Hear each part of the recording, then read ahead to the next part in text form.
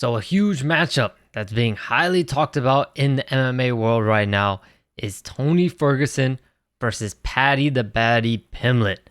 And it's very, very unexpected. A lot of people are talking about this fight because no one could have predicted that this would be a matchup in the near future or ever. This is a crazy fight.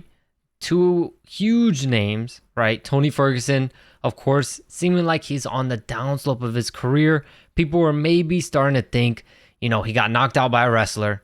He got submitted by a striker.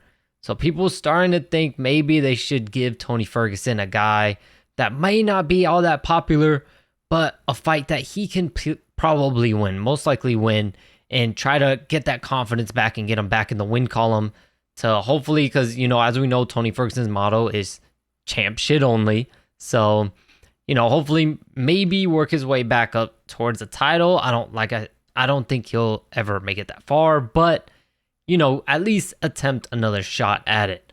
But they threw him to the young, hungry lion, which we see time and time again. It's just a part of the sport at the end of the day. We've seen the passing of the torch from Anderson Silva to Israel Adesanya, and now this is kind of looking like something that could be similar, where they're feeding Tony Ferguson to the young, hungry Paddy Pimlet. And a lot of people don't like this. A lot of people, because we're all fans of Tony Ferguson, all of us. Anyone who's a fan of MMA, win, lose, or draw, Tony Ferguson is the man.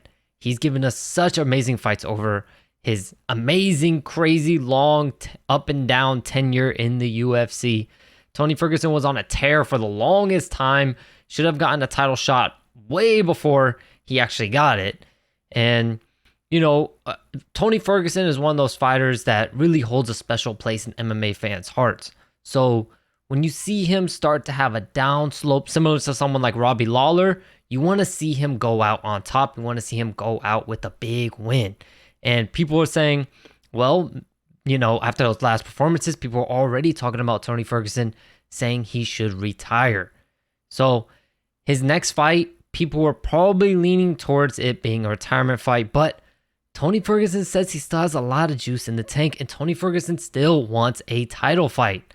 So even though Tony isn't looking very good, the UFC isn't just going to cut him. He's a legend. He's a legend. We've seen many times with fighters, they can have crazy losing streaks, and the UFC will still let them fight in the UFC, like BJ Penn. BJ Penn kept fighting in the UFC when he should have retired long, long, long ago. But the UFC is going to take care of the guys that have, paved the way for the UFC to be where it is today. So they're going to take care of Tony Ferguson, and they're going to keep him in their organization because that's where they're going to pay him a lot of money, even though he may be on the prelims, he may be on the undercard, but they're still going to pay him his worth for what he's done for this sport. So, but back to the main topic, right? Back to the matchup. A lot of people don't like it. A lot of people are very upset. They think that they should give Tony a more winnable fight. But and some people even going as far as saying the UFC hates Tony Ferguson by doing this. They must really not like Tony. They must really want him to retire and get up out of there by feeding him to the young, hungry guy who's on the come up. But the way I see it, I think it's the opposite. I think, it's Tony Ferguson. He's not going to want to fight Joe Schmo that's just getting signed to the UFC. Maybe he has one or two fights. No one really knows who he is, though. Tony Ferguson isn't going to want to fight that guy. Tony Ferguson wants to fight the biggest name he can possibly fight. Because let's be real, in the mindset of Tony, in the mindset of a fighter, you think you can win no matter what. So even though everyone's counting him out, Tony probably still in his mind thinks, I could still be the best in the world. So, who's a better name? Can anyone think of a better name for Tony to make a comeback win fight that would be huge? I can't think of anybody, unless they're like a huge ranked opponent, but we've already seen Tony probably shouldn't even be ranked. I don't think he is anymore, but rightfully so, he probably shouldn't after getting submitted by Bobby Green. But, Paddy Pimlet is really the only up-and-coming guy at lightweight that is a big name, a big draw, and that if Tony would win, it would be a huge win for him.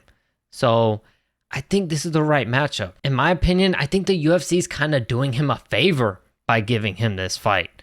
I think they're kind of saying, all right, you still think you can be that man? You still think you can make it to the top? Cool. We won't give you a high ranked opponent, but we'll still give you a good fight that if you win, you could be back in the mix and back in the picture and back to fighting those big fights, those high ranked fights. So, I think it's a win-win for Tony, right? He's expected to lose. I know a lot of people, most people don't expect him to win this fight. And I don't know why. I don't know why so many people aren't really giving him a shot, because if we really think about it, who has the better stand-up? If you look between Paddy and Tony, well, Tony's been knocked out recently. Paddy the Baddy tends to struggle a little on the feet. He gets dropped a lot. He gets cracked a lot. And even though Tony got knocked out against Michael Chandler and he was hurt against Bobby Green, he had some moments where he dropped Chandler and he had a moment where he dropped Bobby Green. So Tony Ferguson, in the stand-up wise, I think he might be a little bit better. He might be a little bit better than Paddy. And then the ground game, it's no question. Tony Ferguson, a 10-planet jiu-jitsu black belt, under the legend Eddie Bravo. Tony Ferguson has one of the most submissions in UFC history. I just don't see how I don't see how it's impossible for Tony to win. I think it's very possible that Tony can win this fight. This is a big fight for him. I think this is actually a really good matchup. I think this is actually much more of a fair matchup than people want to give it credit to. And it'll look bad. Of course, it'll look bad if Paddy just goes in there and just steamrolls him and either KOs him really quickly or, dominates him, takes him down, submits him. Yeah, it will look really bad. But in my eyes, from the outside looking in, this seems like a pretty fair matchup.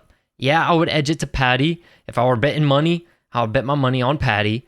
But it's a very winnable fight for Tony. And if he were to win this fight against someone like Paddy the Baddy, who's supposed to be a huge up-and-comer, a future UFC superstar, it'll be probably up there with one of the biggest wins in Tony Ferguson's career. And it could revive his career. It could revamp him. We could see a whole new Tony Ferguson. I mean, of course, the odds of that are very slim, but you never know. The fight game is crazy. You never know what can happen. So I think the people that really hate this fight and they think the UFC doesn't like Tony, I think they actually like Tony, and by liking Tony, they're still giving him big fights. I think Tony doesn't want to take any other fight unless it's a big fight. So, they're giving Tony what he wants. So I don't think the UFC hates Tony. Do I think they maybe want him to retire? Probably. And, I think this fight will really answer a lot of questions. So, all right, should Tony really start considering retirement? Because every time he's asked that question, he's lost multiple times now in a row. So every time he's asked that question, he says, hell no. He's nowhere near ready. He feels like he's young again and he's just getting started and he still has a whole bunch of fights left. But, of course, I think he's on his way out. And maybe if he were to lose this fight, maybe it'll open his eyes a little bit. But like I said, this is the fight game. Tony Ferguson can definitely pull out the win here. He has the skills. He's a little older. He's a little past it. But don't make a mistake, man. This guy is still El Cucuy. He's still that guy. But I definitely think they could have fed some young up-and-coming guy that just signed to the UFC that no one knows, and Tony could have beat down on him. But I don't think that really benefits Tony. This fight is a win-win in my eyes. If he loses, he was expected to lose. If he wins, he pulls out a huge upset against a very popular up-and-coming lion in the lightweight division. Y'all let me know what you think about this matchup. Let me know, do you like this matchup? Do you hate it? Do you think they should have given Tony a little bit of an easier fight?